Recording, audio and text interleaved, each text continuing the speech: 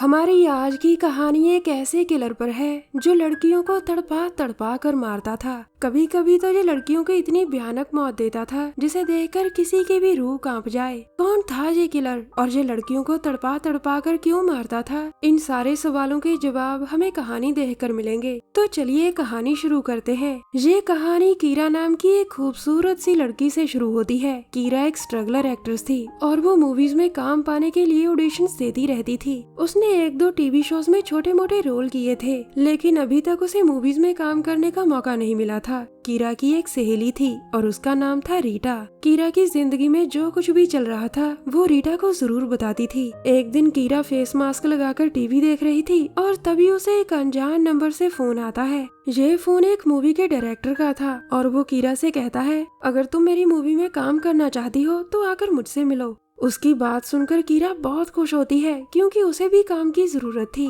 उसी रात वो रीटा को सब बताकर कहती है, मुझे डायरेक्टर ने कल ही आने को कहा है क्योंकि वो मूवी की शूटिंग जल्द से जल्द शुरू करना चाहता है। कीरा की बात सुनकर रीटा बहुत खुश होती है क्योंकि वो भी चाहती थी कि कीरा एक बड़ी और कामयाब एक्ट्रेस बने। अगले ही दिन कीरा मूवी में काम करने के लिए चल पड़ती है। डायरेक्टर ने उसे शहर से दूर एक वीरान सी जगह पर बुलाया था। थोड़ी ही देर बाद कीरा एक घर के पास अपनी गाड़ी रोकती है और तभी उसे एक औरत आकर मिलती है। इस औरत का नाम डेब था और वो कीरा को उसका कमरा बताकर कहती है, अब तुम फ्रेश हो जाओ और बाकी की बातें शाम को होंगी। इसके बाद कीरा घर में दाखिल होती है और फिर जल्द ही उसे अपना कमरा भी मिल जाता है। कमरे में आकर वो सबसे पहले रीटा को फोन करती है और उसे इस जगह के बारे में बताती है। वैसे देखने में तो ये जगह बहुत शानदार नजर आ रही थी और कीरा भी यहाँ आकर बहुत खुश थी, लेकिन इसी जगह में कहीं एक ऐसी भी जगह थी जहाँ एक लड़की को एक किलर मारने वाला था।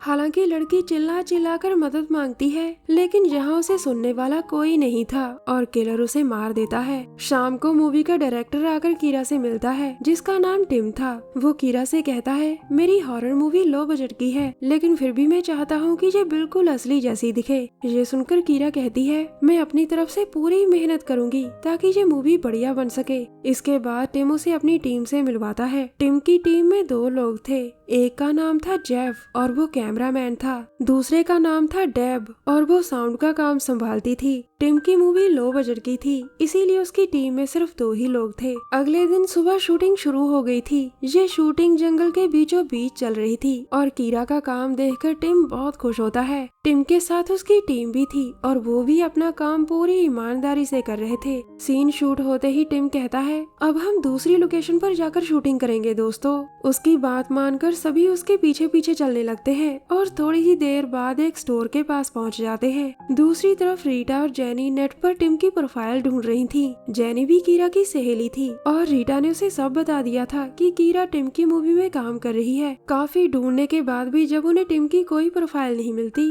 तो इन दोनों को टिम पर शक होता है। उधर टिम और उसकी पूरी टीम स्टोर में पहुंच चुकी थी। टिम कीरा को सीन समझाता है, जिसके बाद वो वैसे ही एक्टिंग करने लग जाती है। सीन के मुताबिक वो धीरे धीरे आगे बढ़ रही थी और तभी उसकी नजर कई लड़कियों पर पड़ती है। ये लड़कियां एक पिंजरे में कैद थी और वो मदद के लिए चिल्ला रही थी। उन्हें देखकर कीरा को लगता है कि ये सब शूटिंग का ही हिस्सा है और तभी टिम कीज फेंक कर कहता है, अब तुम्हें पिंजरे का लॉक खोलना है कीरा। ये सुनकर कीरा जल्दी जल्दी पिंजरे का लॉक खोलती है और फिर सभी लड़कियां बाहर निकल कर भागती है। लड़कियों को भागते देखकर कीरा बहुत हैरान थी और तभी टिम उससे कहता है, इस कहानी का किलर मैं ही हूँ। वो लड़कियां जहाँ से कहीं नहीं भाग सकती क्योंकि मैंने सभी दरवाजे लॉक कर रखे हैं। दूसरी तरफ रीटा और जेनी उसी जंगल की तरफ बढ़ रही थी जिसमें कीरा मूवी की शूटिंग करने गई थी। उधर टिम ने फिर से लड़कियों को पकड़ लिया था। कीरा उनकी मदद करना चाहती थी, लेकिन वो इतनी डर चुकी थी कि चाहकर भी कुछ नहीं कर पा रही थी। अब टिम तैयार होकर एक बड़ी सी ड्रिल उठाता है और फिर देखते ही देखते एक लड़की के सिर में सुराख कर देता है। अब लड़की बेसुध होकर गिरती है और तभी टिम उसके पूरे शरीर में सुराख करने लग जाता है। वो उसके शरीर में इतने सुराख करता है कि लड़की तड़प तड़प कर मर जाती है। उसकी मौत के बाद वो कहता है, मैं 10 तक गिनती गिनूंगा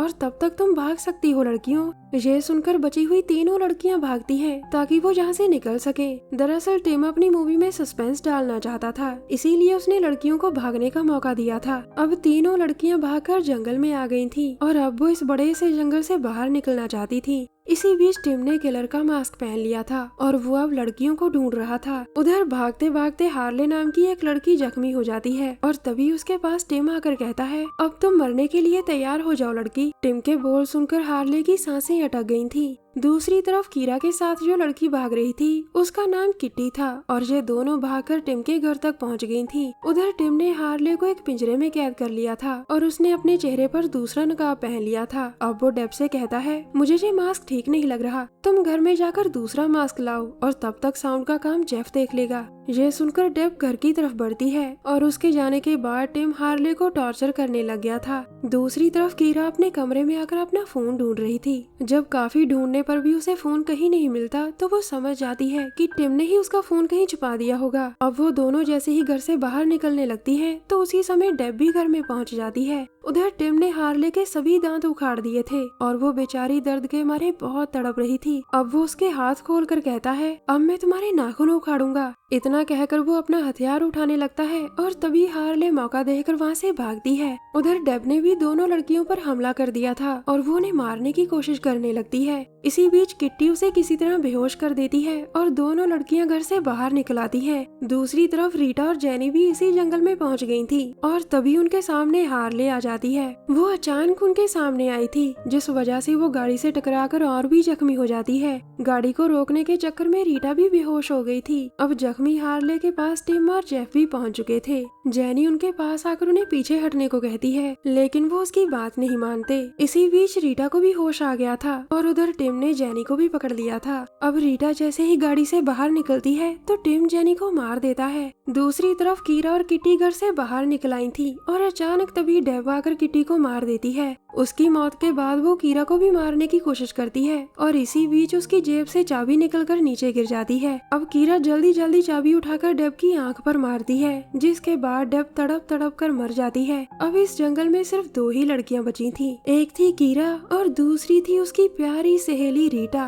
वैसे रीटा को टिम जल्द ही ढूंढ लेता है और उसकी चीख कीरा ने भी सुन ली थी। अब वो उसी तरफ बढ़ रही थी जिस तरफ से चीखने की आवाज आई थी और फिर वो जल्द ही स्टोर तक पहुंच जाती है। स्टोर के अंदर इस बार टिम ने रीटा को बंदी बना लिया था और अब कीरा भी स्टोर में पहुंच गई थी। इससे पहले कि वो रीटा की कोई मदद कर पाती टिम उसे भी पकड़ लेता है। कुछ देर बाद अब दोनों लड़कियों को टिम ने कैद कर लिया था। टिम पहले जेफ को कैमरा ऑन करने को कहता है और फिर वो कीरा से कहता है, तुम तो मेरी मूवी की मेन एक्ट्रेस हो, तुम्हें तो मैं बहुत दर्दनाक मौत दूंगा। लेकिन टिम को इस बात की जरा सी भी खबर नहीं थी कि दोनों लड़कियां अपने हाथ खोलने की पूरी कोशिश कर रही थी। उनके हाथ जैसे ही खुलते हैं तो कीरा पहले सामने खड़े टिम पर वार करती है, फिर वो जेफ की तरफ बढ़ती है और उस पर इतने वार करती है कि वो मर जाता है। अब दोनों लड़कियां जैसे ही भागने वाली थी तभी टिम रीटा के गले पर चाकू मारता है जिसके बाद वो तड़प तड़प कर मर जाती है। रीटा की मौत से कीरा गुस्से में पागल हो गई थी और वो टिम को पकड़कर पिंजरे में फेंक देती है। अब टिम उसी पिंजरे में कैद हो चुका था जिसमें वो लड़कियों को बंदी बनाकर रखता था। कुछ देर बाद अब कीरा ने टिम को एक टेबल पर बांध लिया था